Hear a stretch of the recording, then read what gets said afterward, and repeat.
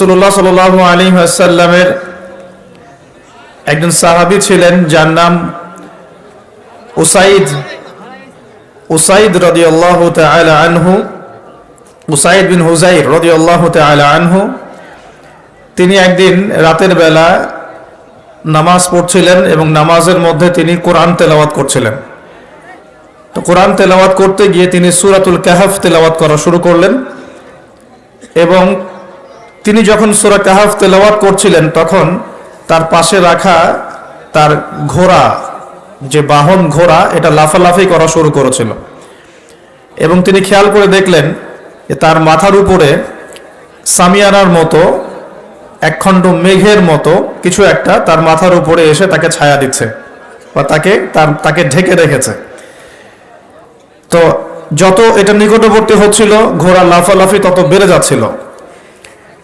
পরের দিন তিনি নবী সাল্লাল্লাহু আলাইহি ওয়াসাল্লামকে জিজ্ঞাসা করলেন গত রাতের ঘটনার ব্যাখ্যা কি। নবী করিম সাল্লাল্লাহু আলাইহি ওয়াসাল্লাম বললেন, সূরা কাহফ তেলাওয়াত করার ফলে তোমার উপরে আল্লাহ পাকের পক্ষ থেকে সাকিনা বা রহমত নাজিল হচ্ছিল। যদি তুমি সকাল পর্যন্ত এভাবেই থাকতে, তেলাওয়াত করতেই থাকতে, তাহলে দিনের বেলা মানুষ তাকে দেখতে পেত। আর এই সামিয়ানার খণ্ডের পেছনে কিন্তু আল্লাহ পাকের মনোনীত কিছু ফেরেশতা ছিলেন, বলি সুবহানাল্লাহ। সূরাতুল কাহফ তেলাওয়াত করার একটা ব্যাপক ফজিলত এই হাদিস থেকে আমরা বুঝতে পারছি। একই সাথে এই হাদিস থেকে একটা দলিল পাচ্ছি যে যেখানে কোরআন এবং সুন্নাহর আলোচনা হয় বা আমরা দিন কেন্দ্রিক কথাবার্তা বলি, আল্লাহর জিকিরে ডুবে যাই, এই জায়গাগুলো কিন্তু আল্লাহ পাকের ফেরেশতারা ঘিরে রাখেন, যদিও বা আমরা তাকে চোখে দেখতে পারি না। বর্তমান শিক্ষা দর্শন আমাদেরকে শেখায় যে যা আমরা চোখে দেখি না, যাকে পরীক্ষাগারে প্রমাণ করা যায় না, যাকে যুক্তি বিজ্ঞান দর্শন দিয়ে প্রমাণ করা যায় না, তার কোনো অস্তিত্ব নাই, এমনটা বর্তমান শিক্ষা ব্যবস্থা আমাদেরকে শেখায়। জ্ঞান সেটাই যা মানুষ পরীক্ষা নিরীক্ষা, যুক্তি বিজ্ঞান বা দর্শনের মানদণ্ডে লাভ করে, সেটাই জ্ঞান। আর আল্লাহ পাক কোরআনুল কারীমে বলছেন সূরা কাহফের 29 নম্বর আয়াতে, ওয়াকুলিল হাক্কু মির রাব্বিকুম ফামান শাআ ফালইউমিন ওয়া মান শাআ ফালইয়াকফুর। আল্লাহ পাক বলছেন সত্য বা ন্যায় বা চূড়ান্ত জ্ঞান সেটা আল্লাহর পক্ষ থেকে আসে। যার ইচ্ছা হয় বিশ্বাস করুক, যার ইচ্ছা হয় অস্বীকার করুক। আল্লাহ রাব্বুল আলামিন বলছেন কোরআন হচ্ছে সত্যিকারের জ্ঞানের উৎস, যা আল্লাহ পাকের পক্ষ থেকে আসে। আল্লাহ পাক সূরা আলাকের মধ্যে বলেছেন আল্লামাল ইনসান মা লাম ইয়ালাম। আল্লাহ পাক মানুষকে সেই জ্ঞান শিক্ষা দিয়েছেন যে জ্ঞান মানুষ জানতো না। তার মানে মানুষ সৃষ্টিগতভাবে জ্ঞানী ছিল না, আল্লাহ পাক তাকে জ্ঞানী করেছেন। আল্লাহ পাক সূরা বাকারার মধ্যে বলেছেন ওয়া আল্লামাল আদামা আসমাআ কুল্লাহা। তিনি আদম আলাইহিস সালামকে সমস্ত নাম শিক্ষা দিয়েছেন। এখানে নাম সমান সমান জ্ঞান। নাম মানে শুধু আব্দুর রহমান আব্দুর রহিম নয়, নাম মানে এখানে কি জ্ঞান। আদম আলাইহিস সালামের নিজস্ব কোনো জ্ঞান ছিল না, আল্লাহ রাব্বুল আলামিন তাকে জ্ঞান শিখিয়েছেন। আল্লামাল ইনসান মা লাম ইয়ালাম, তিনি মানুষকে সেই জ্ঞান শিক্ষা দিয়েছেন যা মানুষ জানতো না। আল্লাহ পাক আদম আলাইহিস সালামকে এমন জ্ঞান শিক্ষা দিয়েছিলেন যেই জ্ঞান ফেরেশতাদেরও ছিল না। আল্লাহ পাক ফেরেশতাদেরকে বলছেন তোমরা এই নামগুলো বলে দাও। তারা বলছেন লা ইলমা লানা ইল্লা মা আল্লামতানা, আমাদের কোনো জ্ঞান নাই, অতটুকুই আছে যা আপনি শিখিয়েছেন, এর বাইরে আমরা জ্ঞানী নই, এর বাইরে আমাদের কোনো জ্ঞান নেই। পক্ষান্তরে আদম আলাইহিস সালামকে যখন জিজ্ঞাসা করা হচ্ছে তুমি নামগুলো বলে দাও, আদম আলাইহিস সালাম সমস্ত নাম বলে দিলেন, বলি সুবহানাল্লাহ। এরপরেই কিন্তু সেই ঘটনা যে আদম আলাইহিস সালামকে আল্লাহ পাক ফেরেশতাদেরকে দিয়ে সেজদা করালেন। এটা শারীরিক গঠনের কারণে নয়, বাহ্যিক সৌন্দর্যের কারণে নয়, বরং জ্ঞানের মর্যাদার কারণে আল্লাহ রাব্বুল আলামিন ফেরেশতা জাতিদেরকে দিয়ে আমাদের পিতা আদম আলাইহিস সালামকে সিজদা করিয়েছেন। আমার কথা কি বুঝতে পারছেন? তার মানে আমরা সম্মানিত হয়েছি আল্লাহর কাছে জ্ঞানের মানদণ্ডে, এবং এই জ্ঞান আমরা নিজেরা অর্জন করতে পারি নাই, বরং আল্লাহ পাক আমাদেরকে জ্ঞান শিখিয়েছেন। এই জ্ঞান বা সত্যের চূড়ান্ত মানদণ্ড হচ্ছে আল্লাহর ওয়াহী, যেটা সর্বশেষ রূপ হচ্ছে কোরআন এবং সুন্নাহ। কোরআন এবং সুন্নাহ হচ্ছে সর্বশেষ আল্লাহর পক্ষ থেকে নাজিলকৃত ওহী, যার মধ্যে মানবতার প্রতিটা বিষয়ের সমাধান দেয়া আছে ইনশাআল্লাহ তাআলা। আমরা এখন যে জ্ঞান তত্ত্ব শিখছি, যেটাকে আমরা ফিলোসফির ভাষায় বলি এপিস্টিমোলজি, এই শব্দটার সাথে ইউনিভার্সিটি লেভেলের যে টিচাররা আছেন তারা পরিচিত। এটাকে বলা হয় এপিস্টিমোলজি বা জ্ঞান তত্ত্ব। পশ্চিমা জ্ঞান তত্ত্ব হচ্ছে এটা, একটু বোঝার চেষ্টা করি। আমরা এখন শিক্ষা ব্যবস্থা নিয়ে অনেক কথাই বলছি, কিন্তু এর গোড়া আমরা ধরতে পারছি না এখনো। আমরা সমস্যার ডালপালাগুলো ধরে টানাহাচড়া করছি, কিন্তু সমস্যার গোড়াটা আমি আপনাদেরকে বলছি আজকে ইনশাআল্লাহ। ওয়ামা তৌফিকি ইল্লা বিল্লাহ আলাইহি তাওয়াক্কালতু ইলাইহি উনীব ওয়া ইলাইহি উনীব। সমস্যার শেকড়টা হচ্ছে এখানে। এই শব্দটার নাম এপিস্টিমোলজি বা জ্ঞান তত্ত্ব। এটা কি জিনিস? এটা হচ্ছে একটা দর্শন, একটা মানদণ্ড, যে মানদণ্ডের ভিত্তিতে আমরা জ্ঞান শিখি। আমরা কোন মানদণ্ডে জ্ঞান শিখি? মুসলিমরা এমন মানদণ্ডে জ্ঞান শেখে, আমরা বিশ্বাস করি জ্ঞান আল্লাহর পক্ষ থেকে আসে। আমরা বিশ্বাস করি যে জ্ঞান মানুষের সৃষ্টির সাথে সাথেই তার ভিতরে ছিল না। আমরা বিশ্বাস করি জ্ঞান আল্লাহ পাক শিক্ষা দেন, এবং এমন জ্ঞান শিক্ষা দেন যা আমরা জানতাম না। আল্লাহ পাক মহাজ্ঞানী সত্তা, তার জ্ঞান অসীম। আমরা খুব ক্ষুদ্র সৃষ্টি, আমাদের জ্ঞান খুব সসীম। এই সসীম সৃষ্টি, অসীম জ্ঞানী আল্লাহ রাব্বুল আলামিনের জ্ঞানকে পেনিট্রেট করতে পারবে না। তাই আমাদের উচিত হচ্ছে আল্লাহ পাকের মহাজ্ঞানের সামনে আত্মসমর্পণ করা। এর নাম ইসলাম। আমরা এমন ফিলোসফি ফলো করি, কথা কি বুঝতে পারছেন? আমরা আরো ফলো করি, ইমানদার হতে হলে আমাদেরকে গায়েবে বিশ্বাস করতে হবে, যেমন আল্লাহ, ফেরেশতা, আসমানি কিতাব, নবী রাসূল, পরকাল, তাকদীর। এগুলোর মধ্যে শুধু আসমানি কিতাব কোরআনই চোখে দেখা যাচ্ছে, এটা চোখে দেখা যাচ্ছে, বাকি আর কোনো কিছুই আমরা চোখে দেখছি না। আমরা আল্লাহকে দেখিনি, আমরা ফেরেশতাও দেখছি না, আমরা আগের আসমানি কিতাবগুলো দেখি নাই, শুধু কোরআন দেখছি। কোনো হতভাগা মুসলিম তো কোরআনও দেখে না, তাদের কথা স্বতন্ত্র। আমরা নবী রাসূলগণকেও দেখি নাই, এমনকি আমাদের নবী মুহাম্মদ সাল্লাল্লাহু আলাইহি ওয়াসাল্লামকেও দেখি নাই। আমরা পরকালের কোনো ধাপ দেখিনি, এবং আমরা তাকদীর বা ভাগ্যের ভালো মন্দও দেখি নাই। দেখেছি? তার মানে এই 6টা পিলার প্রতিটাই গায়েব বা অদৃশ্য। আমরা মুসলিমরা বিশ্বাস করি এই অদৃশ্যের জগতে বিশ্বাস না করা পর্যন্ত একজন ব্যক্তি মুমিন হতে পারবে না। আলিফ লাম মিম যালিকাল কিতাব লা রাইবা ফিহি হুদাল লিল মুত্তাকিন। কারা মুত্তাকি? আল্লাযীনা ইউমিনুনা বিল গায়বি, যারা গায়েবে বিশ্বাস করে। আর এই গায়েবটা কি? এই 6টা পিলার হচ্ছে গায়েব। ইমানের 6 পিলার হচ্ছে কি? গায়েব। এখন আমাদের এপিস্টিমোলজি এমন, আমরা বিশ্বাস করি মহাজ্ঞানী সত্তা আল্লাহ পাকের পক্ষ থেকে জ্ঞান নাজিল হয়, মানুষ জ্ঞান প্রডিউস করতে পারে না। আমার কথা কি বুঝতে পারছেন? এখন এর বিপরীতে যে জ্ঞানতাত্ত্বিক দর্শনটা আছে, এই জ্ঞানতাত্ত্বিক দর্শনের জন্ম হচ্ছে পশ্চিমা সভ্যতায়। কবে জন্ম হয়েছে? ওই ফরাসি বিপ্লবের পরপর। এটা বেশি দিন হয় নাই। ফরাসি বিপ্লবের পরপর 1800 থেকে 1900 সালের মাঝামাঝি, এটাকে অনেকে 1750 থেকে শুরু করেন হিসেব করা, কিন্তু মূল রেভলিউশন শুরু হচ্ছে 1800 সালের পর থেকে। এই 1800 সালের পর থেকে নিয়ে পশ্চিমা সভ্যতা একটা পরিবর্তন দেখা দেয়। কিরকম পরিবর্তন? তারা ধর্ম থেকে বের হয়ে চাক্ষুষ দর্শনে বিশ্বাস করা শুরু করে। তারা গির্জা, পোপ এগুলোকে এলিমিনেট করে, বাদ দিয়ে এমন একটা দর্শন চালু করে যে চোখে যা দেখা যায় তাই বিশ্বাস করব। ধর্মীয় কিতাব, গ্রন্থ, নবী রাসূল, পরকাল, এগুলোর কোনো কনসেপ্ট আমরা বিশ্বাস করব না। ওরা এরকম একটা এপিস্টেমোলজি ফিক্স করে ফেলে। আরো সহজ করে বলতে গেলে, তারা বিশ্বাস করে জ্ঞান সেটাই, সত্য সেটাই, বা ন্যায় অন্যায়ের মানদণ্ড সেটাই যা যুক্তি, বিজ্ঞান, দর্শন দিয়ে প্রমাণ করা যায় বা পরীক্ষাগারে প্রমাণ করা যায়। পরীক্ষা নিরীক্ষা পর্যবেক্ষণ দিয়ে যে সিদ্ধান্তে আসা যায় সেটাই হলো জ্ঞান। এই হলো ওদের দর্শন, এবং এই দর্শনটাকে কপি পেস্ট করে বিগত 100 বছরে সারা বিশ্বের বিভিন্ন কান্ট্রিতে ছড়িয়ে দেওয়া হয়েছে। এর মধ্যে কোনো মুসলিম কান্ট্রিও বাদ যায় নাই। এখন জ্ঞান তত্ত্ব নিয়ে যত কথা হচ্ছে, এর গোড়া হচ্ছে এখানে। আমরা বিশ্বাস করি জ্ঞান আল্লাহর পক্ষ থেকে আসে। আমরা বিশ্বাস করি আমরা খুব ক্ষুদ্র জ্ঞানের অধিকারী মানুষ, আমাদের এত বেশি জ্ঞান নাই।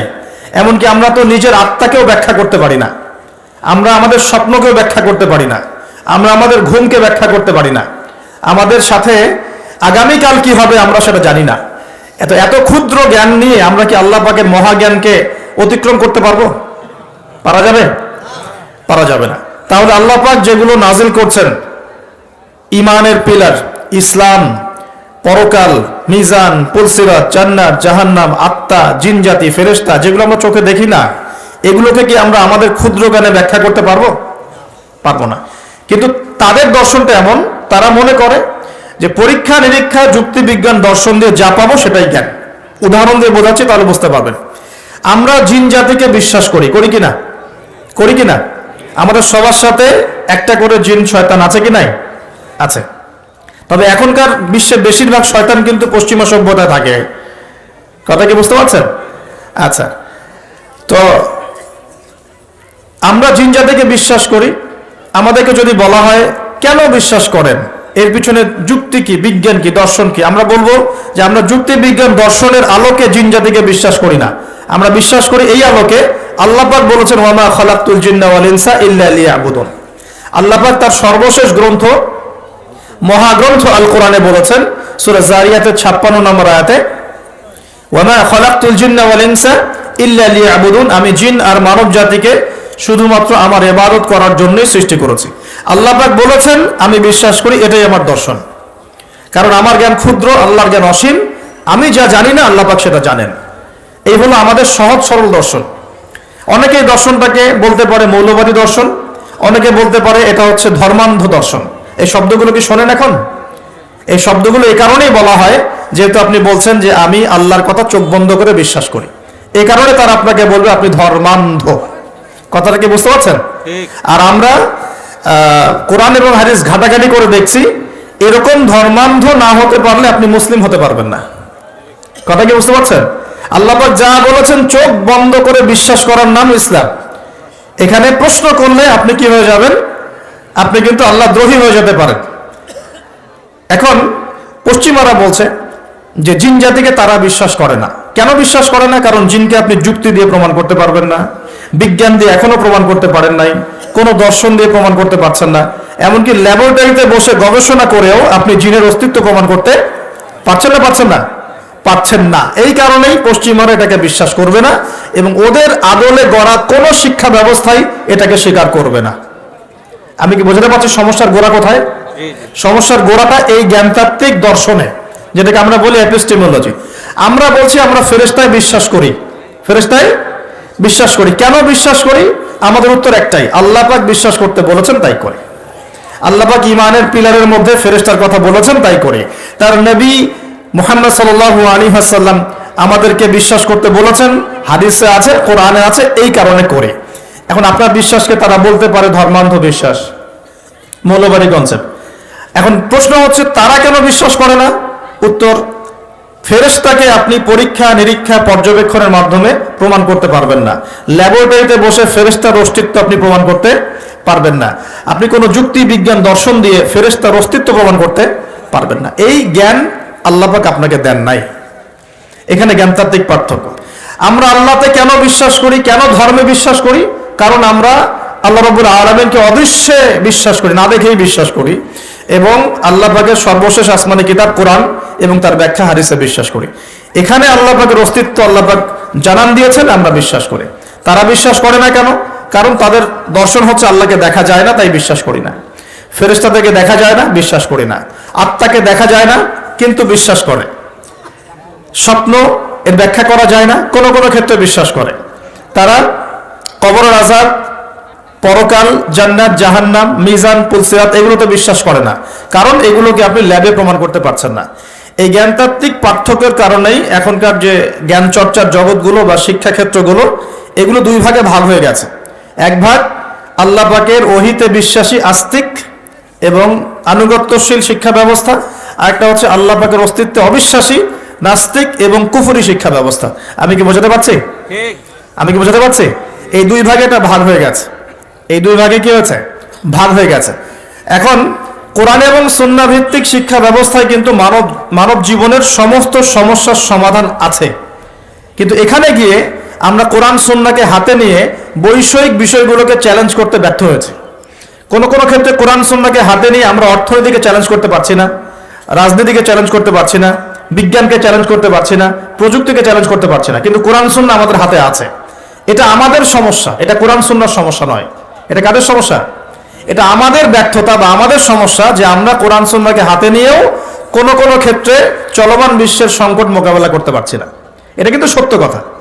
যদি পারতাম তাহলে তো গোল্ড ইজ মানি এই কথাটাকে ব্যাখ্যা করে বোঝাতে হতো না।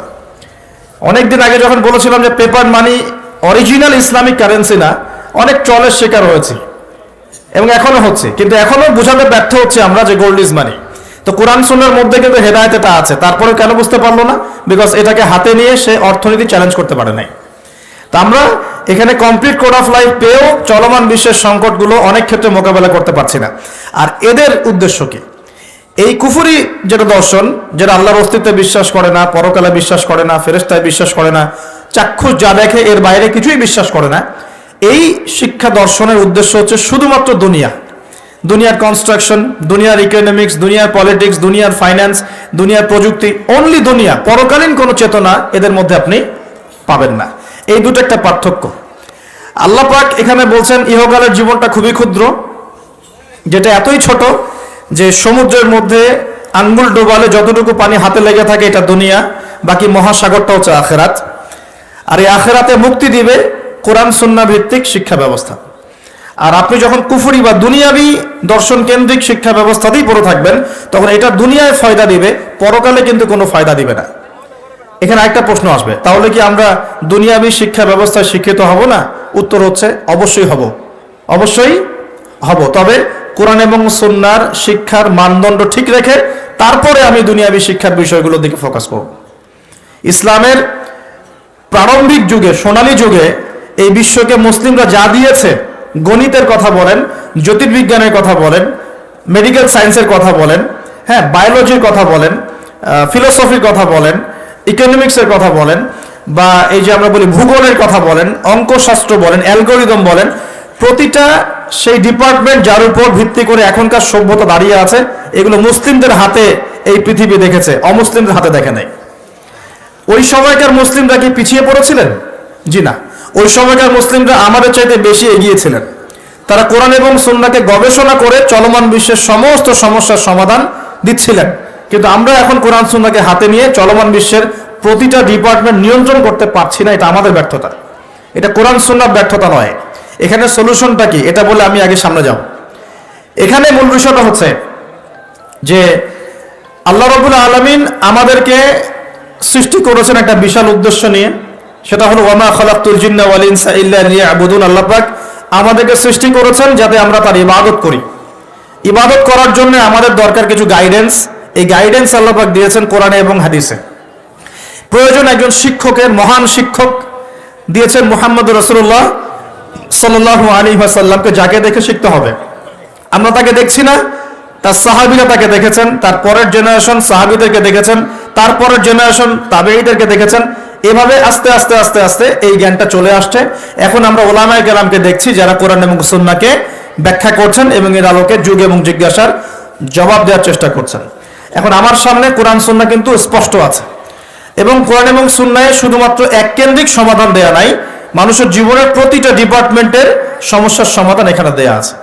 এখন আমরা যদি কোরআন এবং সুন্নাহকে পরিপূর্ণরূপে গ্রহণ করি এবং সমকালীন উপকারী জ্ঞানগুলো অর্জন করি, তাহলে ইনশাআল্লাহ কোরআন এবং সুন্নাহকে হাতে নিয়ে আমরা বিশ্বটাকে চ্যালেঞ্জ করতে পারবো। আমি কি বোঝাতে পারছি? আমাদের সমস্যার সমাধানটা এভাবে হওয়া পসিবল। এখন সমস্যাটা কোথায়?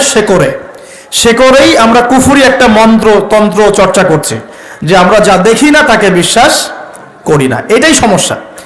এ কারণে কেন ডারউইনের মতবাদের কেন প্রয়োজন হবে? যখন মানুষ জানবে যে তাকে সৃষ্টি করেছেন মহান আল্লাহ রাব্বুল আলামিন, এর উপর সে বিশ্বাসী হবে, তখন কি তার এরকম কোনো মন্ত্রের দরকার আছে? আর যখন একটা জায়গার, একটা এলাকার, একটা দেশের, একটা সমাজের বেশিরভাগ মানুষ আল্লাহ বিশ্বাসী, তখন জোর করে কেন আমি একটা মতবাদ চাপিয়ে বাচ্চাদেরকে পড়াশোনা করাবো? উদ্দেশ্যটা কি? উদ্দেশ্য হচ্ছে একটা সুদূর প্রসারী উদ্দেশ্য, যে আমরা চাচ্ছি আগামী 20 বছর 30 বছরের মধ্যে যেন এমন একটা প্রজন্ম গড়ে ওঠে যারা আল্লাহ থেকে অনেক দূরে চলে যান। এটা উদ্দেশ্য। না হলে আমি কেন এই মতবাদ কচি বাচ্চাদেরকে শেখাতে যাব? কেন শেখাতে যাব? যে এই মতবাদটা কোরআন সুন্নাহ বিরোধী, একই সাথে বর্তমান আধুনিক বিজ্ঞানও বিরোধী। মেডিকেল সায়েন্সের কোনো ক্লাসিক্যাল বইয়ের মধ্যে, চ্যালেঞ্জ করলাম, মেডিকেল সায়েন্সের কোনো ক্লাসিক্যাল বইয়ের মধ্যে এই মতবাদকে স্বীকৃতি দেওয়া হয় নাই। কোনো মতবাদ, এই মতবাদটাকে না, কোনো ক্লাসিক্যাল বইয়ের মধ্যে আপনি এই মতবাদটাকে পাবেন না যেটাকে স্বীকৃতি দেওয়া হয়েছে। এটা তার একটা থট। বিজ্ঞানে কি হয়, কিছু থটস থাকে, অনুসিদ্ধান্ত, এগুলো গবেষণা করা হয়, আজকে একটা ফলাফল দেওয়া হয়, কালকে আরেকটা ফলাফল দেওয়া হয়। যখন সর্বসম্মতিক্রমে একটা জায়গায় মানুষ আসে তখন সেটাকে ফিক্স করা হয়। এই মতবাদে সর্বসম্মতিক্রমে কেউ কখনো সাইন করে নাই। তাহলে কেন জোর করে আমি বাচ্চাকে শেখাতে যাব যে তোমাদের দাদা বড়দাদারা বানর ছিল? কেন শেখাতে যাব? উদ্দেশ্যটা কি? আমি চাচ্ছি একটা প্রজন্ম গড়ে উঠুক, যে প্রজন্ম আস্তে আস্তে আস্তে আস্তে আল্লাহ থেকে দূরে সরে যাবে, ওদের ব্রেইনটা ওয়াশ করা থাকবে এবং ওদের ভিতরে আপনি আর ইসলাম ইনস্টল করতে পারবেন না। অলরেডি বিগত 30 বছর থেকে আমরা একটা প্রজন্ম দেখেছি যেটা এখন বাংলাদেশে বিরাজ করছে, যারা বড় বড় ডিগ্রি নিয়ে এসে কোরআনকে চ্যালেঞ্জ করছে, বড় বড় ডিগ্রি সার্টিফিকেট নিয়ে এসে কোরআনকে চ্যালেঞ্জ করছে, হাদিসকে চ্যালেঞ্জ করছে। কেন চোরের হাত কাটতে হবে প্রশ্ন করছে, কেন পর্দার বিধান ও প্রশ্ন করছে, কেন ইসলামে ব্যভিচার করলে রজম করতে হয়, কেন জেনা করলে শাস্তি দিতে হবে, ঠিক আছে, কেন ইসলামে বহুবিবাহ জায়েজ, কেন আয়েশা রাদিয়াল্লাহু আনহার ওই বয়সে নবীর সাথে বিয়ে হলো, অনেক চ্যালেঞ্জ সে উপস্থাপন করছে কিনা। অলরেডি আমরা একটা প্রজন্ম গড়ে ফেলেছি, আমাদের অজান্তেই আমাদের সাইলেন্সের মধ্যে একটা প্রজন্ম গড়ে উঠেছে অলরেডি, যারা কিন্তু এগুলোকে চ্যালেঞ্জ করছে। এবং এদের সংখ্যা কিন্তু 8-10 জন নয়, এদের সংখ্যা কিন্তু প্রায় 10-20%, জানেন? 10-20% স্টুডেন্টস এখন যারা ফারেগ হচ্ছে বিভিন্ন সেকুলার ইনস্টিটিউশন থেকে, তারা এগুলোকে চ্যালেঞ্জ করছে। ইসলাম পালন করছে কিভাবে? ইসলাম পালন করছে আনুষ্ঠানিকতা, ঈদের নামাজ, জুমার নামাজ, রমজান মাসে মাঝে মাঝে তারাবি, ঠিক আছে, মাঝে মাঝে ইসলাম মাঝে মাঝে। তো এই যে একটা প্রজন্ম তৈরি করলাম, এটা কি পশ্চিমাদের বিজয় নয়? এটাই তো পশ্চিমাদের বিজয়। আর এর উপর আবার ওই যে বলে না, মরার উপর খরার ঘা, বলার কথা আছে না, মরার উপর খরার ঘা। একটা প্রজন্ম অলরেডি তৈরি হয়েছে, এখন নতুন একটা প্রজন্ম আমরা তৈরি করতে যাচ্ছি যে সরাসরি আল্লাহকেই অস্বীকার করবে, নাউজুবিল্লাহ। সে বলবে যে না, আল্লাহ আমাকে সৃষ্টি করে নাই, আমি তো ছোটবেলায় পড়েছি যে আমার দাদারা বানর ছিল, নাউজুবিল্লাহ। কথা কি বুঝতে পারছেন? সমস্যার গোড়ায় চলে আসেন। সমস্যার গোড়া হচ্ছে যে একটা সুদূর প্রসারী এজেন্ডা বাস্তবায়ন করার চেষ্টা করা হচ্ছে। কি এজেন্ডা? একটা প্রজন্ম গড়তে চাওয়া হচ্ছে, যে প্রজন্ম সরাসরি আল্লাহকে অস্বীকার করবে। এখন কিন্তু সরাসরি আল্লাহকে অস্বীকার করছে না প্রজন্ম, হয়তো ঘুরিয়ে ফিরিয়ে চ্যালেঞ্জ করছে। হ্যাঁ, আমি আল্লাহকে বিশ্বাস করি, কিন্তু পর্দাটা তো বুঝতে পারছে না। কেন? এই যুগে পর্দার কি দরকার? ওই যুগে না হয় এই ছিল সেই ছিল, হ্যাঁ, এখন কি আর ওইরকম যুগ আছে? এখন তো এগিয়ে যাওয়ার যুগ, এখন তো খোলামেলা পোশাক পরা যায়, হাত কাটার কি দরকার? এগুলো তো মৌলবাদী আইন, বর্বর আইন মনে হচ্ছে। হ্যাঁ, ধর্ষণ করলে কেন এরকম রজম করতে হবে? ওরা কিন্তু আল্লাহকে স্বীকার করছে ঠিকই, করার পরে এই প্রশ্নগুলো উত্থাপন করছে এখনকার জেনারেশন, এই জেনারেশনটা। আর আমরা চাচ্ছি আরেকটা জেনারেশন তৈরি হোক যারা এইসব প্রশ্ন করবে না, সরাসরি অস্বীকার। আমি মনে বোঝাতে পারছি না। শয়তান একবারে কখনো আপনাকে আঘাত করে না। শয়তান, আল্লাহ পাক কি বলছে? ওয়ালা তাত্তাবিউ খুতুওয়াতিশ শায়াতিন, খুতুওয়াতিশ শায়াতিন অথবা খুতুওয়াতিশ শয়তান। তোমরা শয়তানদের বা শয়তানের খুতুয়া মানে পদাঙ্ক অনুসরণ করো না। পদাঙ্ক মানে ফুটপ্রিন্ট, আপনার পায়ের ছাপ, এটাকে পদাঙ্ক খুতুয়া বলা হয়। পায়ের ছাপ। আপনি কি পায়ের ছাপে এক লাফ দিয়ে এক জায়গায় যান, নাকি স্টেপ বাই স্টেপ যান? বলেন। তো স্টেপ বাই স্টেপ এটা চালু করার চেষ্টা করা হচ্ছে, স্টেপ বাই স্টেপ। প্রথমে একটা প্রজন্ম সরাসরি আসেনি যারা আল্লাহকে অস্বীকার করবে, এসেছে যারা আল্লাহকে স্বীকার করে, স্বীকার করার পরেও চ্যালেঞ্জ করছে, এটা কেন, ওইটা কেন, এটা কেন, ওইটা কেন, এটা ভালো না, ওইটা খারাপ, ইসলামকে মডিফাই করতে হবে, মডারেশন লাগবে, ইসলামের এই অংশটা ভালো, এটা মানবো, এটা খারাপ, এটা মানবো না। ওরা চ্যালেঞ্জ করছে। কিন্তু এখন চাওয়া হচ্ছে আরেকটা প্রজন্ম তৈরি করতে, যে চ্যালেঞ্জ করবে না, সরাসরি অস্বীকার করবে। আমি কি বোঝাতে পারছি? এই হলো গোড়ার সমস্যা। এখন আপনি কিভাবে সলভ করবেন এগুলোকে? শুধু একটা ওয়াজ মাহফিলের মঞ্চে বসে কেউ একজন ব্যাখ্যা করলে সমস্যা সলভ হবে না। শুধুমাত্র 2-4 জন আলেম কথা বলবেন, বাকিরা চুপ করে থাকবে, সমস্যা সলভ হবে না। আমরা দেখেও না দেখার ভান করব, শুনেও না শোনার ভান করব, বুঝেও না বোঝার ভান করব, এভাবে সলভ হবে না। আমরা যদি মনে করি যে এগুলো সামান্য বিষয়, বাচ্চা কাচ্চা এগুলো টুকটাক শিখলে কি বা সমস্যা, তাহলে সমস্যা আছে। এবার আসেন, যুবক ভাইদের উপকারে আসবে কিছু কথা বলি, এবং আমাদের ওলামায়ে কেরাম এখানে অনেকে আছেন, তারাও হয়তো বিষয়টার দৃষ্টি দিবেন, এবং এখানে আরো অনেক শিক্ষিত মহল আছেন, আপনারা এই বিষয়গুলো এটা ভাববেন। এটা জাস্ট আমার একটা পরামর্শ, আমার ক্ষুদ্র জ্ঞানে। আর আমি কখনোই বলছি না যে আমার পরামর্শটাকে আপনাকে গ্রহণ করতেই হবে। আপনাকে আমি বাধ্য করতে পারবো না, ফোর্স করতে পারবো না। আমি শুধু দাওয়াত দিতে পারবো, সত্য মিথ্যাটাকে ক্ষুদ্র জ্ঞানে উপস্থাপন করতে পারবো ইনশাআল্লাহ তাআলা। বাকি বিষয়টা আপনার। সলিউশন কিভাবে করবেন দেখুন, এক, সলিউশন সম্ভব ব্যক্তি পর্যায় থেকে অথবা সামাজিকভাবে অথবা রাষ্ট্রীয়ভাবে। তিনটা পর্যায়ে, ব্যক্তি পর্যায় থেকে সম্ভব, সামাজিকভাবে সম্ভব, রাষ্ট্রীয় পর্যায়ে সম্ভব। যদি রাষ্ট্রীয় পর্যায় থেকে সদুদ্যোগ থাকে তাহলে তার কোনো প্রয়োজনই নাই উদ্যোগের। যদি রাষ্ট্রীয় পর্যায় থেকে এমন সদুদ্যোগ থাকে যে আমরা এমন শিক্ষা ব্যবস্থা চালু করব ইনশাআল্লাহ, যে শিক্ষা ব্যবস্থায় আমার সন্তান হাফেজও হবে, ডক্টরও হবে, আমার সন্তান আলেমও হবে, মুফতিও হবে, পাইলটও হবে, আমার সন্তান আর্মি অফিসারও হবে, আমার সন্তান হাফেজও হবে, সে মুফতিও হতে পারবে, আমার সন্তান ইমামতি করার যোগ্যতা অর্জন করবে, পাশাপাশি রাজনীতিও বুঝবে, অর্থনীতিও বুঝবে। এরকম যদি কোনো সিস্টেম আমরা চাই, এরকম স্বপ্ন দেখতে পারি যে আমরা সবাইকে এমন শিক্ষায় শিক্ষিত করব যে উভমুখী শিক্ষায় হারমোনিয়াসলি কম্বাইন্ড হবে, মানে আমরা একমুখী চিন্তা করব না, আমরা উপকারী সব জ্ঞানগুলোকে একত্রিত করে একটা কনস্ট্রাকটিভ সিলেবাস লঞ্চ করব। যে এমন চিন্তা থাকতো বা থাকে উপর থেকে, তাহলে তো আমাদের ভাবার কোনো প্রয়োজনই নাই।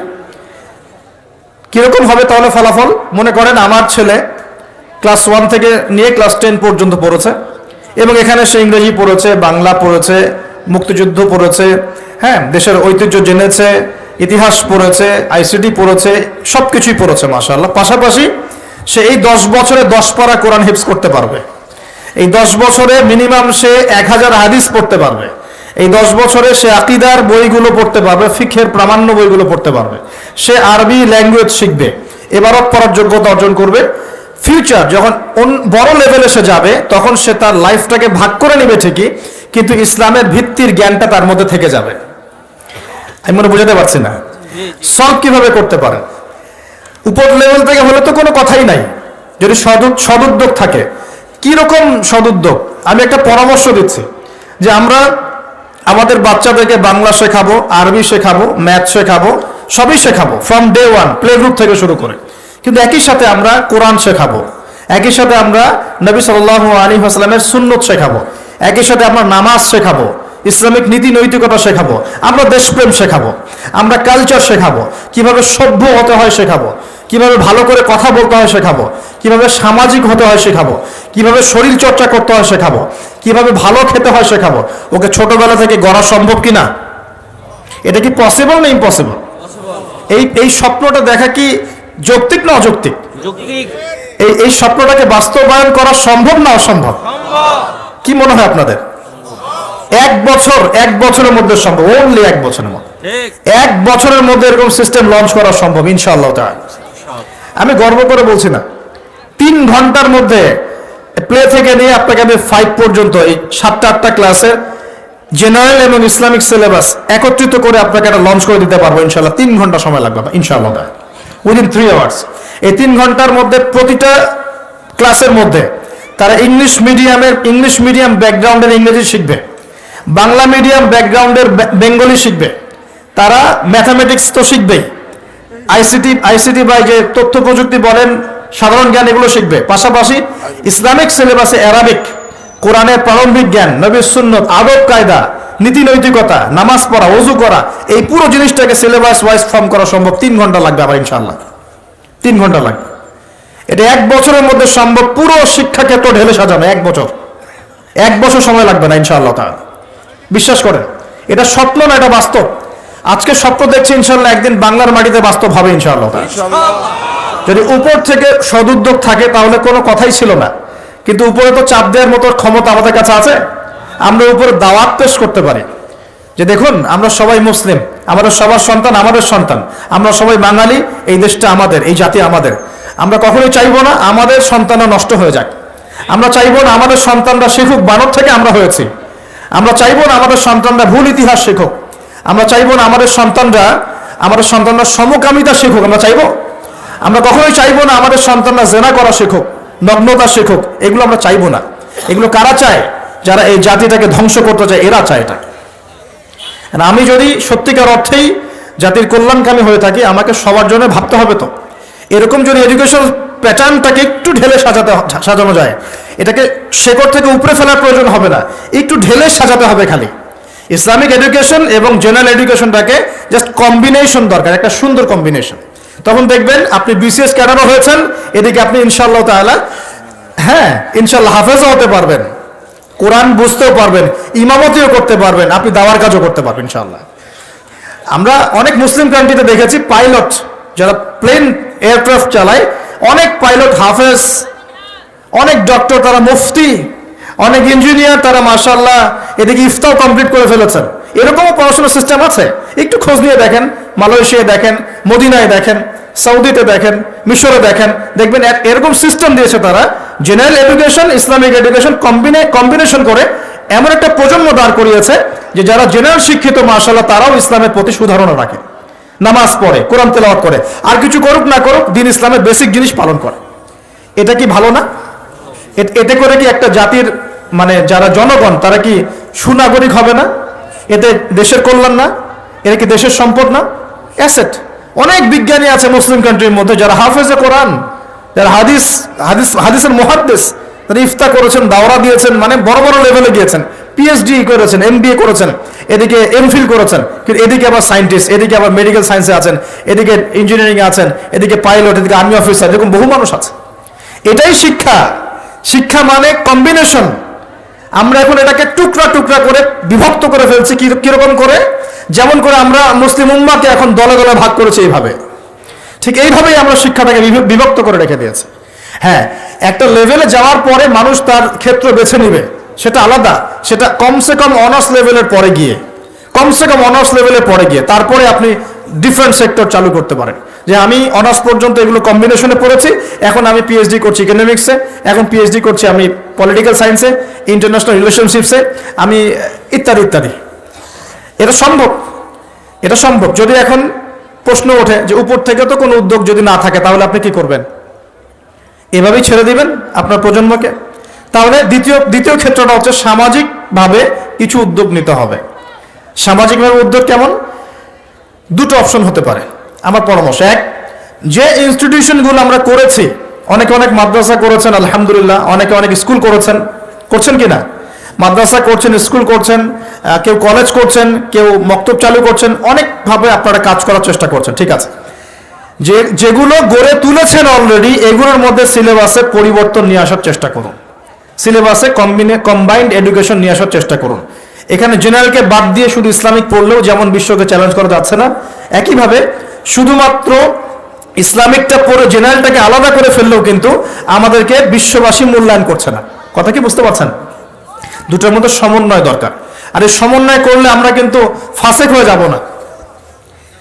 অঙ্ক কোনো অনইসলামিক সাবজেক্ট নয়, ইংরেজি কোনো অনইসলামিক সাবজেক্ট নয়, বিজ্ঞান কোনো অনইসলামিক সাবজেক্ট নয়, চিকিৎসা শাস্ত্র কোনো অনইসলামিক সাবজেক্ট নয়, ইঞ্জিনিয়ারিং কোনো অনইসলামিক সাবজেক্ট নয়।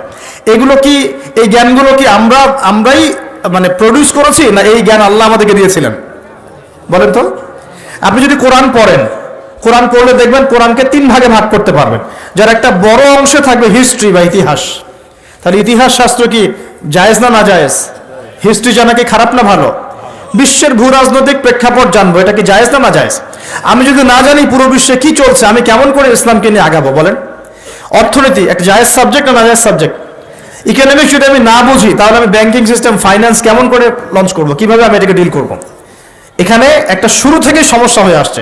আমরা দুটোকে একত্রিত করতে ব্যর্থ হয়েছি। তাহলে যে প্রতিষ্ঠানগুলো আছে এগুলোকে যদি আমরা একটু সিলেবাসে কিছুটা পরিবর্তন আনার চেষ্টা করি, আমার মনে হয় আগামী 5 থেকে 10 বছরের মধ্যে আপনি একটা প্রজন্ম তৈরি করতে পারবেন যারা বলবে না যে মানব থেকে আমি হয়েছি, যারা বলবে আমরা আল্লাহ থেকে হয়েছি ইনশাআল্লাহ, আমরা আল্লাহ থেকে এসেছি, আল্লাহ ফিরে যাবো ইনশাআল্লাহ। আল্লাহ আমাদেরকে সৃষ্টি করেছেন, আমরা তার কাছেই ফিরে যাবো ইনশাআল্লাহ। ইন্না লিল্লাহি ওয়া ইন্না ইলাইহি রাজিউন। তারা যত বড় সেকশনে যাক না কেন, তারা কোরআন সুন্নাহর জ্ঞান ভিতরে লালন করবে, আমল করবে, সুনাগরিক হবে ইনশাআল্লাহ। এটা একটা অপশন। আর একটা অপশন, এখন যদি প্রতিষ্ঠানের পরিচালকরা এটাতে রাজি না হন, সামাজিক সাপোর্টটাও না পান, তাহলে কি করবেন? তাহলে অপশন হচ্ছে যারা সামর্থ্যবান, শোনেন, যারা সামর্থ্যবান, যাদের যোগ্যতা আছে, যারা বিষয়গুলো বোঝেন, ভাবেন এবং যারা চান না যে আমাদের প্রজন্মগুলো ধ্বংস হয়ে যাক, নতুন নতুন শিক্ষা প্রতিষ্ঠান গড়ে তোলেন, নতুন নতুন মাদ্রাসা গড়ে তোলেন, নতুন নতুন স্কুল গড়ে তোলেন, নতুন নতুন কলেজ গড়ে তোলেন, এমন কিছু করেন নতুন গড়ে তোলার পরে এগুলোর মধ্যে আপনি কম্বাইন্ড এডুকেশন চালু করে দেন। আগামী 10 থেকে 20 বছর পর একটা ভালো ফলাফল পাবেন ইনশাআল্লাহ তাআলা। আর একটা অপশনগুলো মনে থাকবে তো ইনশাআল্লাহ। উপর লেভেল থেকে যদি হয় আলহামদুলিল্লাহ, আমরা সুন্দর করে সহযোগিতা করতে পারবো, কারণ আমরা সহযোগিতাই করতে চাই যদি আমাদেরকে মূল্যায়ন করা হয়। ওই যে বললাম 1 বছর লাগবে আমার ইনশাআল্লাহ। ওই যে ইউসুফ আলাইহিস সালাম বলেছিলেন না, যখন মিশরের রাজা তাকে বলেছিলেন যে আমি স্বপ্ন দেখেছি এই 7টা জীর্ণশীর্ণ গাভীকে, 7টা জীর্ণশীর্ণ গাভী খেয়ে ফেলছে বড় বড় গাভীকে, দুর্ভিক্ষের স্বপ্ন দেখলেন। তখন ইউসুফ আলাইহিস সালাম বলেছিলেন যে আমি হচ্ছি এই বিষয়টা সম্পর্কে দক্ষ এবং এই বিষয়ের জ্ঞান আমার কাছে আছে, আমি বিশ্বস্ত, তিনি বলেছিলেন, মনে আছে? তখন ইউসুফ আলাইহিস সালামকে মিশরের যিনি আজিজ তিনি তার পাশে এসে বসিয়ে বলেছেন যে এই খাদ্য মন্ত্রণালয় তোমার হাতে তুলে দিলাম, তুমি এখন দুর্ভিক্ষ সামলাও। ইউসুফ আলাইহিস সালাম এমন ট্যাকটিক অ্যাপ্লাই করলেন যে মিশরের লক্ষ লক্ষ মানুষ আসন্ন মৃত্যুর হাত থেকে বেঁচে গেল আলহামদুলিল্লাহ। তার কাছে জ্ঞানটা ছিল। এখন আমরাও এইভাবে বলতে পারবো যে যদি মূল্যায়ন করা হয় 1 বছর লাগবে না ইনশাআল্লাহ, পুরো প্লে থেকে নিয়ে 10 পর্যন্ত, এইচএসসি পর্যন্ত পুরো সিলেবাসটাকে আমরা ইসলামাইজড করে, জেনারেল এবং ইসলামিক শিক্ষার সমন্বয় করে পুরো জাতিকে পরিবর্তন করে মিশন হাতে নিতে পারবো ইনশাআল্লাহ তাআলা। আর মূল্যায়ন করবে কি করবে না আল্লাহু আ'লাম। আর আল্লাহ পাক তো ক্ষমতার মালিক কে? কালকে যে জেলখানায় ইউসুফ, তার পরের দিন সে মিশরের ওই যে পার্লামেন্টে, মনে আছে? গতকাল জেলখানায় ইউসুফ আলাইহিস সালাম, তার পরের দিন কোথায়? পার্লামেন্টে। ক্ষমতা দেওয়ার মালিককে, ইজ্জত দেওয়ার মালিককে, সম্মান দেওয়ার মালিককে। এগুলো আল্লাহর হাতে। আল্লাহ পাক চাইলে ওরকম যোগ্য মানুষকে উপরে নিয়ে যেতে পারেন ইনশাআল্লাহ তাআলা। আল্লাহ পাক পারেন না? সবই পারেন। কুলিল্লাহুম্মা মালিকাল মুলক, আল্লাহ পাক হচ্ছেন রাজত্বের মালিক। তুতিল মুলকা মান তাশা, আল্লাহ পাক যাকে ইচ্ছা রাজত্ব দেন। কে রাজত্ব দেন? আল্লাহ পাক। ক্ষমতা কে দেন? আল্লাহ। ওয়া তানজিউল মুলকা মিম্মান তাশা, আল্লাহ পাক যার থেকে ইচ্ছা ক্ষমতা কি করেন? কেড়েও নেন। কে এটার মালিক? আল্লাহ। আল্লাহ পাক ন্যায়পরায়ণদেরকে আমাদের উপরে রাখুন, আমরা দোয়া করি। আমাদের উপরে যাদেরকে আল্লাহ পাক রাখুন তারা যেন ন্যায় বিচার করতে পারে সেই দোয়া আমরা করি। ন্যায়পরায়ণ শাসক আল্লাহ পাক আমাদেরকে দান করুন, দোয়া করি। আমরা কারো পক্ষে বিপক্ষে কখনো কথা বলতে যাব না, কারণ এখানে একটা সো কল্ড পশ্চিমা ডেমোক্রেসি চলছে আর কি। এখানে পক্ষপাতিত্ব করতে গেলে আমরা জালেম হয়ে যেতে পারি। দোয়া করতে হবে যে আল্লাহ পাক আমাদের উপরে যেন সৎ, যোগ্য এবং ন্যায়পরায়ণ শাসক আল্লাহ পাক আমাদেরকে দান করেন, বলি আমিন। এবং তাদেরকে ন্যায় বিচার করার তৌফিক আল্লাহ পাক দান করেন। আল্লাহ পাক এমন শিক্ষা ব্যবস্থা প্রণয়ন করার তৌফিক দান করেন যার মধ্য দিয়ে যেন আমাদের ছেলেমেয়েরা, আমাদের সন্তানরা আগামী 5-10 বছর পরে যারা আসবে তারা এই বাংলার মাটিতে জেনারেল শিক্ষায়ও শিক্ষিত হবে ইনশাআল্লাহ, ইসলামিক শিক্ষাও শিক্ষিত হবে ইনশাআল্লাহ।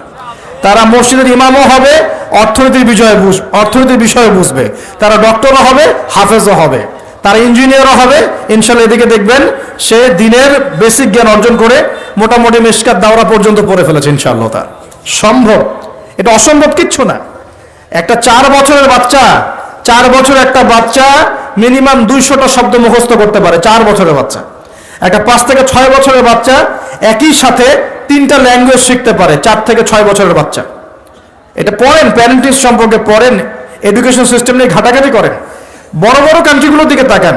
আচ্ছা, সেকুলার কান্ট্রির দিকেই তাকান, ব্রিটেনের দিকে তাকান, কানাডার দিকে তাকান, আপনি অস্ট্রেলিয়ার দিকে তাকান, ঠিক আছে, মিডল ইস্টের কান্ট্রিগুলোর দিকে তাকান। দেখেন ওরা শিক্ষা ব্যবস্থাকে কিভাবে ঢেলে সাজাইছে।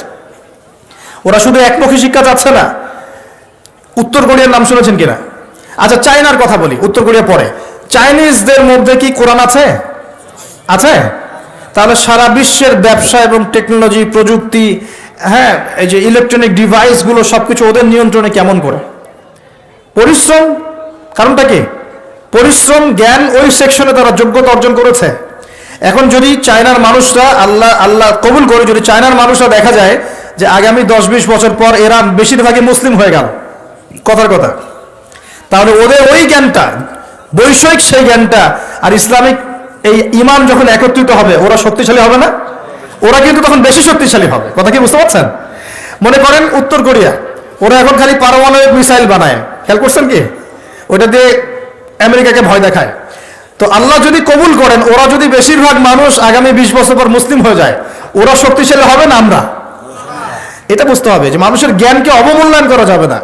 ওই জ্ঞান ঠিক আছে, এর মধ্যে ইসলামিক জ্ঞানটাকে ইনজেক্ট করলে একটা ভালো প্রজন্ম আপনি তৈরি করতে পারবেন ইনশাআল্লাহ। এটাই আমাদের উদ্দেশ্য, এটাই আজকের কথা বলার মূল উদ্দেশ্য। আল্লাহ পাক আমাদেরকে বোঝার তৌফিক দান করুন। ইসলামিক জ্ঞানটাকে সর্ব জায়গায় সর্বমহলে ইনজেক্ট করার চেষ্টা করতে হবে। আল্লাহ পাক আমাদের সবাইকে এই কথাগুলো বোঝার তৌফিক দান করুন। এবং এতে কোনো ক্ষতি নাই, এতে আমাদের লাভ, আমাদের পরিবারের লাভ, আমাদের সন্তানদের লাভ, এবং পরের প্রজন্ম যেটা আসবে ওরা আমার জন্য দোয়া করবে ইনশাআল্লাহ। বলবে যে আল্লাহর সৌভাগ্য যে আমরা আমাদের উপরে এমন মানুষদেরকে পেয়েছিলাম যারা ইসলামকে ধ্বংস করে নাই, ইসলামের বিজয়ে অগ্রণী ভূমিকা পালন করেছে, আলহামদুলিল্লাহ। অন্যথায় কি হবে? অন্যথায় দেখেন কি হয়। আমরা এখন পেপার পত্রিকা খুললে, একটু মনোযোগ দেন, পেপার পত্রিকা খুললে আমরা কি দেখি? আমরা দেখি 10টা ধর্ষণ, 20টা রেপ, এখানে অমুক অ্যাক্সিডেন্ট হয়েছে, ওখানে 10 জন মারা গেছে, ওখানে 20 জন। আমরা অনেক ব্যাড নিউজ দেখি, এবং নিউজগুলো দেখে দেখে কিন্তু আমাদের মধ্যে এখন আর খুব একটা ভাবান্তর দেখা যায় না। 10টা রেপ হতেই পারে, একটা মেয়েকে ধর্ষণ করেছে হতেই পারে, হ্যাঁ ওখানে 10 জন অ্যাক্সিডেন্ট করে মারা গেছে হতেই পারে, এখানে করাপশন হতেই পারে। আমরা যেন নিউট্রালাইজ হয়ে গেছি, মানে আমরা এটাকে স্বাভাবিকীকরণে নিয়ে আসছি, স্বাভাবিকীকরণ। তাহলে যদি এখন এরকম করেই বিকৃত শিক্ষা পদ্ধতি চালু করা হয় বা এইভাবে আমাদের সন্তানরা শিখতে থাকে, তাহলে আস্তে আস্তে আস্তে আস্তে ইসলামহীনতাটাকেও নিউট্রালাইজেশন বা স্বাভাবিকীকরণ করা হবে। এটা কি বুঝতে পারছেন? এই হলো পরের ফলাফল যদি এখন সতর্ক না হয়। প্রিয় ভাইরা, আর দুটো অপশন আমি বলছি, এটা আমার পরামর্শ। এখন যারা আরবি লাইনে পড়ে ফেলেছেন, মাশাআল্লাহ অনেক দূর পর্যন্ত চলে আসছেন, কিন্তু বৈষয়িক জ্ঞান অর্জন করেন নাই, তাদের কি হবে? আর যারা জেনারেল লাইনে পড়ে ফেলেছেন কিন্তু ইসলামিক জ্ঞান অর্জন করেন নাই, তাদের কি হবে? যারা জেনারেল লাইনে 20 বছর পড়েছেন, এখন কি আপনি আবার মাদ্রাসায় ভর্তি হতে পারবেন? যারা মাদ্রাসায় মাশাআল্লাহ অনেকদিন পড়েছেন, এখন কি আপনি সমকালীন বিষয়গুলো শেখার জন্য নতুন করে ইউনিভার্সিটিতে ভর্তি হতে পারবেন? সম্ভব? তাহলে এখন আমাকে উত্তর দেন, এই যে কোটি কোটি জেনারেল শিক্ষিত ছেলে পেলে, তারা কি তাহলে ইসলামের জন্য কাজ করবে না? তারা কি ইসলামে জ্ঞান অর্জন করার অধিকার রাখে না? তারা কোরআন শিখবে না? হাদিস শিখবে না? তারা দাওয়াতি কাজ করবে না? তারা কি উম্মাকে নেতৃত্ব দেওয়ার জন্য ভূমিকা রাখবে কি রাখবে না? তাদের সংখ্যা কিন্তু মাদ্রাসা পড়ুয়া ভাইদের চেয়ে বেশি। বেশি না কম? বেশি, তাদের সংখ্যাই বেশি। ইউনিভার্সিটির সংখ্যা বেশি না মাদ্রাসার? ইউনিভার্সিটি এবং জেনারেল শিক্ষিত ছেলে পেলেদের সংখ্যা পরিসংখ্যান বেশি না অ্যারাবিক লাইনের? বলেন। আসলে কিন্তু জেনারেল লাইনে যারা পড়ছে তাদের সংখ্যা বেশি। সংখ্যা বেশি না? সংখ্যা বেশি। অ্যারাবিক সেকশনে যারা পড়ছে তাদের সংখ্যা কম। তাহলে হিউজ অ্যামাউন্ট অফ পপুলেশন আমাদের, এদেরকে অ্যাভয়েড করে কি আমরা একা একা ইসলামের কাজ করতে পারবো না? ওদেরকে ইনভলভ করতে হবে। ওদেরকে ইনভলভ করতে গেলে ওদেরকে শিক্ষিত বানাবো কিভাবে? এখন ওদেরকে ইসলাম শেখাবো কিভাবে? কি অপশন, কি ফিকির? তাবলিগ জামাতে যাচ্ছে, কিছু মানুষ শিখছে, বুঝলাম, কিন্তু এখানে কি উপরের লেভেল পর্যন্ত দাওরা ইফতা দেওয়া পর্যন্ত কি সুযোগ আছে? বেসিক জিনিস আপনি শিখবেন, ইবাদত করবেন, ওলামায়ে কেরামের সোহবতে থাকবেন, ওকে অলরাইট, কোনো সমস্যা নেই। কিন্তু ওদেরকে যদি আমরা দায়ী বানাতে চাই, ওদেরকে যদি আমরা এখন হাফেজ বানাতে চাই, ওদেরকে যদি আমরা মুফতি বানাতে চাই, তাহলে কি পদক্ষেপ কি? কোনো ফিকির, কোনো চিন্তা? কে ভাববে এগুলো নিয়ে? কি করতে হবে? ওদেরকে মিনিমাম 3 থেকে 4 বছর বা 5 বছরের শর্ট কোর্সের আওতায় নিয়ে আসার চেষ্টা করতে হবে। মিনিমাম 4 থেকে 5 বছর। আপনারা ভাবেন 5 বছরের জন্য এমন সিলেবাস ফর্ম করেন যাতে একজন জেনারেল শিক্ষিত ভাই 5টা বছর যদি শ্রম দেয়, সেজন্য আবার মৌলানার টাইটেল পাওয়ার যোগ্যতা অর্জন করতে পারে, বা এই পড়াশোনার কিছুটা হলেও সে কভার করতে পারে। এই পদ্ধতি তো আপনাদেরকে চালু করতে হবে। এখন এক্সাম্পল দিচ্ছি, মনে করেন এই যে ভাই বসে আছে, তার নাম আব্দুল্লাহ। আব্দুল্লাহ ভাই অনার্স করেছে মনে করেন কেমিস্ট্রিতে, মাস্টার্স করেছে কেমিস্ট্রিতে, রসায়নে। সে মাশাআল্লাহ কেমিস্ট হচ্ছে এবং সে তার এই যোগ্যতা দিয়ে দেশের খেদমত করছে, আলহামদুলিল্লাহ, চাকরি করছে। এখন সে চায় আমিও দিনের জন্য কিছু করব, এবং আমি শুধু গতানুগতিক করতে চাই না, আমি ভালো কিছু করতে চাই। তাহলে নিঃসন্দেহে আব্দুল্লাহ ভাইকে কোরআন তেলাওয়াত করা শিখতে হবে, আব্দুল্লাহ ভাইকে আরবি ভাষা শিখতে হবে, আব্দুল্লাহ ভাইকে নিঃসন্দেহে এখন হাদিসের ইবারত পড়ার যোগ্যতা অর্জন করতে হবে, তাকে আকীদার বই পড়তে হবে, ফিকহের বই পড়তে হবে, কিছু উসুল পড়তে হবে, এবং তাফসির, এগুলো পড়ে তাকে একটা লেভেলে আসতে হবে। কিন্তু এখন তার তো মাদ্রাসায় ভর্তি হওয়ার কোনো সুযোগ নাই, আছে? তাহলে ওর জন্য আমি যদি আমার মাদ্রাসায় একটা 5-6 বছরের কোর্স লঞ্চ করতে পারি, যেখানে ওই 100% না হলেও সে মোটামুটি 60-70% কভার করে একটা লেভেলে আসলো, ওকে আমি একটা ইসলামের সম্পদ বানালাম। আমি কিন্তু ওকে একটা সম্পদে পরিণত করলাম। আগে থেকে ওর মধ্যে কেমিস্ট্রির জ্ঞান ছিল, বৈষয়িক জ্ঞানগুলো ছিল, ও ওর জ্ঞান দিয়ে দেশের খেদমত করছিল, এখন সে ইসলামিক জ্ঞানটা অর্জন করে উম্মার খেদমত করবে। সম্ভব কি না? সম্ভব না অসম্ভব? এই স্বপ্নটা কি বাস্তবে আনা যায় না যায় না? এরকম প্রতিটা কওমি মাদ্রাসা বা প্রতিটা আলিয়া মাদ্রাসা, প্রতিটা বড় বড় প্রতিষ্ঠান যদি এরকম উদ্যোগ নেয়, 4 থেকে 5 বছর 6 বছরের কিছু কোর্স লঞ্চ করে, হ্যাঁ, শারিয়া ফ্যাকাল্টি হতে পারে, দাওয়া অ্যান্ড ইসলামিক স্টাডিজ হতে পারে, কোরআনিক সায়েন্স হতে পারে, হ্যাঁ, মানে সেক্টর আপনারা ভাগ করতে পারেন করে যদি আপনারা জেনারেল ভাইদেরকে সুযোগ করে দেন, এই কোটি কোটি জেনারেল শিক্ষিত ছেলের মধ্যে কমপক্ষে 1 লাখ ছেলে তো বের হবে যারা আগামী দিনে উম্মাকে নেতৃত্ব দেওয়ার যোগ্যতা অর্জন করবে। ভাবা উচিত ছিল, এগুলো ভাবতে হবে না? আচ্ছা, এখন যদি না ভাবেন, এখনো যদি না করেন, তাহলে আগামী 20 বছর পর যে প্রজন্মটা আসবে ওরা বলবে আমরাও তো কিছুই করতে পারলাম না, আরো 20 বছর পিছায় যাবে এরা। তখন কি হবে? আল্লাহ পাক আমাদেরকে কথাগুলো বোঝার তৌফিক দান করুন। আরেকটা বিষয়, এখন মনে করেন ইসলামিক লাইনে যারা পড়াশোনা করেছেন মাশাআল্লাহ, কিন্তু ইকোনমিক্স পাচ্ছেন না, ইংলিশ পাচ্ছেন না, আইসিটি পাচ্ছেন না, বা সমকালীন জিও পলিটিক্স বুঝতে পারছেন না, সমাজের মানুষ তাদেরকে মূল্যায়ন করছে না। আমরা জানি, আমরা বুঝি তাদের মধ্যে কোরআন সুন্নাহর গভীর জ্ঞান আছে, কিন্তু সমাজের মানুষ বলছে কি, এই মোল্লাদ্দুর মসজিদ পর্যন্ত, কথা বলছে না, তাকে মূল্যায়ন করছে না। ইমাম সাহেব হিসেবে তিনি আসছেন, ইমামকে মূল্যায়ন করছে না। তিনি খতিব, তাকে মূল্যায়ন করছে না। তিনি বলছে একজন ইমাম কেন অর্থনীতি নিয়ে কথা বলবে, একজন খতিব কেন পলিটিক্স নিয়ে কথা বলবে, এই কথাগুলো বলছে না। তাহলে আমাদেরও কি এই জ্ঞানগুলো অর্জন করার প্রয়োজন আছে কি নাই?